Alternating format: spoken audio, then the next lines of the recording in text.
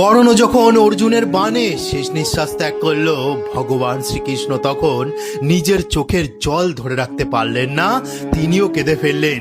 এ মহাভারতের এমন এক চরিত্র যেখানে স্বয়ং ভগবানও কেঁদে ফেলেছিলেন। তার কারণ হলো কর্ণ এতটাই দানবীর ছিল, নিজের কবচ পর্যন্ত দান করে দিয়েছিলেন দেবরাজ ইন্দ্রের কাছে। দেবরাজ ইন্দ্র যখন একটি ব্রাহ্মণের বেশে তার কাছে গেছিলেন এবং বললেন, হে ভিক্ষাং দেহি, হে দানবীর কর্ণ, আমার কি উপকার তুমি করতে পারবে? কর্ণ বললেন, অবশ্যই পারবো, আপনি বলুন। তখন সেই ব্রাহ্মণ বললেন, আপনার ওই রক্ষা কবচটি আমাকে প্রদান করুন, আমার সেটি প্রয়োজন। তখন দানবীর কর্ণ একটু অবাক হয়ে তাকিয়ে থাকলেন এবং তিনি প্রথমে বললেন যে, হে ব্রাহ্মণ, আপনি অন্য কিছু দাবি করুন, আপনাকে সমস্ত রাজ্য আমি দিয়ে দিয়েছি, আমার এটা দাবি করবেন না, কারণ এই রক্ষা কবচ যদি আপনাকে দিয়ে দিই তাহলে শত্রুর আঘাতে আমার মৃত্যু হতে পারে। তখন সেই ব্রাহ্মণ চুপচাপ থাকলে তখন কর্ণ বুঝতেই পারলেন এটা কোনো সাধারণ ব্রাহ্মণ না।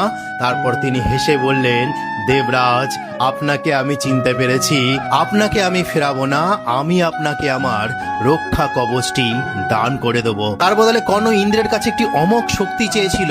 ইন্দ্র বুঝিয়েছিল যে এই অমোঘ শক্তি নিয়ে তোমার কোনো লাভ হবে না, কারণ স্বয়ং ভগবান যার সাথে দাঁড়িয়ে আছেন তার তুমি কিছু করতে পারবে না কর্ণ। কিন্তু কর্ণ যেহেতু প্রতিজ্ঞাবদ্ধ ছিল, সেই জন্য সেই দেবরাজ ইন্দ্রকে দান করে দিয়েছিলেন। কে জানতো আমার এই কবচটা দিয়ে দিলে আমার মৃত্যু নিশ্চিত হয়ে যাবে, তা সত্ত্বেও দেবরাজ ইন্দ্রকে সে ফেরায়নি। যেটা তিনি চেয়েছিলেন সেই কবচই দান দেবরাজ ইন্দ্রকে করে দিয়েছিলেন কর্ণ। ঠিক সেই জন্যই শেষ নিঃশ্বাস যখন ত্যাগ করেছিল কর্ণ, ভগবান শ্রীকৃষ্ণ তার এই দানবীরের জন্য নিজের চোখ থেকে অশ্রু ঝরিয়েছিলেন। শেষ করার আগে একটা কথা বলতে চাই, এটা তো মূল